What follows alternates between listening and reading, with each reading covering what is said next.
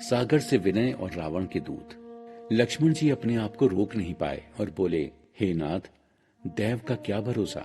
मन में क्रोध ले आइए और समुद्र को सुखा डालिए। ये तो कायर मन की तसल्ली भर है। आलसी लोग ही देव देव पुकारा करते हैं। ये सुनकर रघुवीर हंसकर बोले, ऐसा ही करेंगे, मन में धीरज रखो। ऐसे समझाकर छोटे भाई को समुद्र के समीप ले गए। प्रभु ने पहले सिर नवाकर प्रणाम किया, फिर किनारे पर कुशासन बिछाकर बैठ गए। इधर प्रभु समुद्र की प्रार्थना कर रहे हैं। उधर जब विभीषण जी प्रभु की शरण में आए, त्यों ही रावण ने उनके पीछे अपने दूत भेजे। कपट से वानर का शरीर धारण कर उन्होंने सब लीलाएं देखी। वो अपने हृदय में प्रभु के गुणों और शरणागत के स्नेह की सराहना करने लगे। फिर वो प्रकट रूप में भी अत्यंत प्रेम के साथ प्रभु के स्वभाव की बड़ाई करने लगे। वो अपने कपट वेश को भूल गए। तब सुग्रीव के वानरों ने जाना कि ये तो रावण के दूत हैं। फिर वो उन सबको बांधकर सुग्रीव के पास ले गए। सुग्रीव ने कहा, सुनो वानरों, इन राक्षसों को अंग भंग करके भेज दो। ये सुनते ही वानर उन्हें मारने दौड़े। वो जासूस कातर स्वर में पुकारने लगे, फिर भी वानरों ने उन्हें नहीं छोड़ा। तब उन जासूसों ने पुकार कर कहा, जो हमारे नाक कान काटेगा उसे श्री राम जी की सौगंध है। ये सुनकर लक्ष्मण जी ने सबको निकट बुलाया। उन्हें दूतों पर बड़ी दया आई। फिर हंसकर उन दूतों को छुड़वा दिया। फिर बोले कि ये चिट्ठी ले जाकर रावण को देना और फिर उस मूर्ख से मुंह जबानी ये संदेश कहना कि सीता जी को लेकर श्री राम की शरण में जाओ, नहीं तो तुम्हारी मृत्यु निश्चित है। सबके सब दूत लक्ष्मण जी के चरणों में सिर नवाकर और राम जी के गुणों का बखान करते हुए चल दिए। लंका में जाकर उन्होंने रावण के चरणों में सिर नवाया।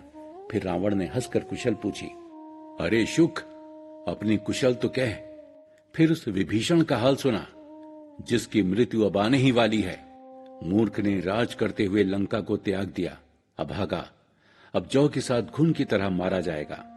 फिर उन वानर भालुओं की सेना का हाल सुना, जो खुद ही यहाँ काल के ग्रास बनने चले आए हैं। वो तो अच्छा है कि बीच में समुद्र आ गया, नहीं तो अब तक कब के मारे गए होते। फिर उन तपस्वियों की बात बता, जिनके हृदय में मेरा डर समाया हुआ है। और हाँ, उनसे तेरी भेंट हुई या वो मेरा सुयश सुनकर ही लौट गए। शत्रु सेना का तेज और बल बताता क्यों नहीं? तू बड़ा भौचक्का सा लग रहा है, जल्दी सब कुछ साफ साफ बता दे। दूत ने कहा, हे नाथ, आप पूछ ही रहे हैं तो क्रोध को त्याग कर सुनिए। आपका भाई जैसे ही उनसे जाकर मिला, श्री राम जी ने उसका राज तिलक कर दिया। हम रावण के दूत हैं। जब वानरों को इसका पता चला तो वो हमें मारने और अंग भंग करने को दौड़े। श्री राम जी की शपथ दिलाने पर ही उन्होंने हमें छोड़ा।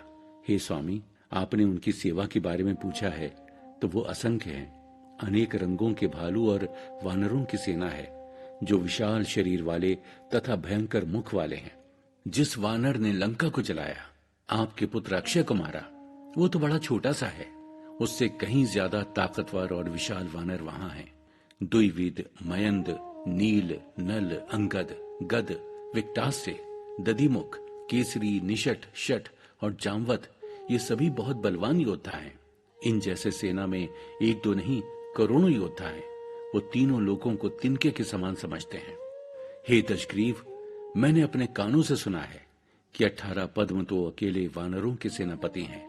उस सेना में ऐसा कोई वानर नहीं जो आपको जीत न सके।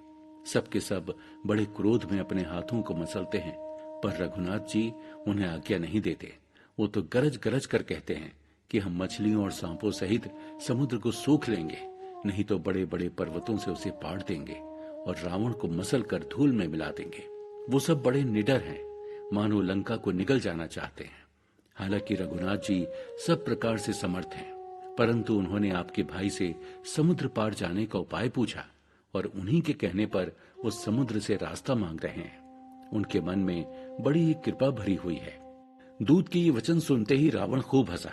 फिर बोला, जब उनकी ऐसी बुद्धि है तभी तो वानरों को सहायक बनाया है। अत्यंत डरपोक विभीषण के कहने पर समुद्र के सामने बालहट कर रहे हैं। अरे मूर्ख, झूठी बड़ाई क्या करता है? बस रहने दे।